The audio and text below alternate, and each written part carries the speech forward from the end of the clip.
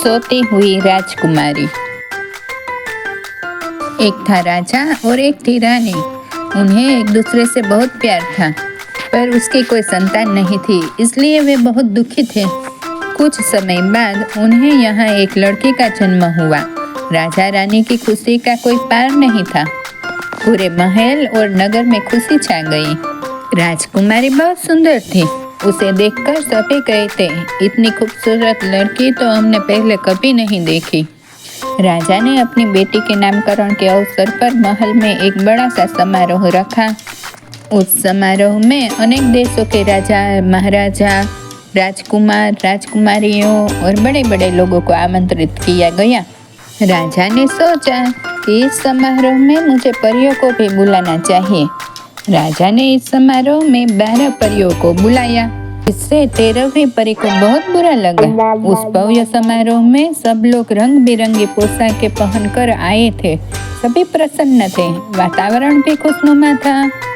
राजकुमारी के पालने के पास आकर सभी लोग तरह तरह की भेंट दे रहे थे। उसी समय 12 परियां भी वहां आ पहुंची। सभी परियों ने उस राजकुमारी को सुंदरता, मृदु स्वभाव, मधुर आवाज, नम्रता, विवेक, विनय आदि उत्तम गुणों की भेंट दी। अंत में 12वीं परी जब बालिका को भेंट देने जा रही थी, तभी 13वीं परी वहां अचानक आ पहुंची। वह बहुत गुस्से में थी। राजकुमारी के पालने के पास जाकर वह जोर से बोली, जब यह राजकुमारी 15 वर्ष की होगी तब चरखे के तकवे को स्पर्श करेगी और फौरन मर जाएगी। राजकुमारी को शाप देकर तुरंत ही 13वीं परी वहां से चली गई। उसी समय 12वीं परी राजकुमारी को भेंट देने के लिए पालने के पास आई। उसे 13वीं परी का व्यवहार पसंद नहीं आया। उसने राजकुमारी को देखकर कहा, बेटी, चरखे के तकवे का स्पर्श करने पर भी तू नहीं मरेगी, लेकिन तुझे गहरी नींद आ जाएगी। तू 100 वर्षों तक उसी स्थिति में जीवित रहेगी। राजा की प्यारी बेटी को 13वीं परी ने श्राप जो दिया था, उससे राजा बहुत दुखी हुआ। उसने अपने राज्य से सभी चरखे नष्ट करवा दिए। इस घटना को 15 वर्ष बीत गए।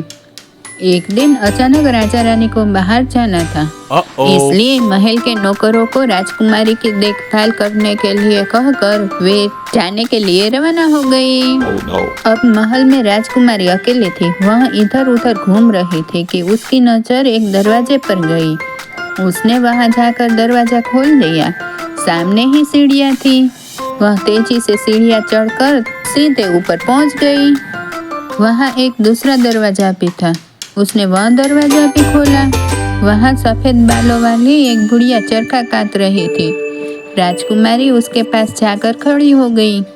चरखे के तकुए को घूमते देखकर उसे आश्चर्य हुआ। उसने उत्सुकतावश तकुए को छू लिया।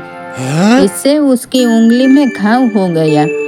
उसमें से खून भी निकलने लगा। राजकुमारी तुरंत ही वहां से लौट आई। फिर वह अपने कमरे में जाकर पलंग पर सो गई। इसके साथ ही महल के सभी लोगों पर भी जादुई असर हुआ।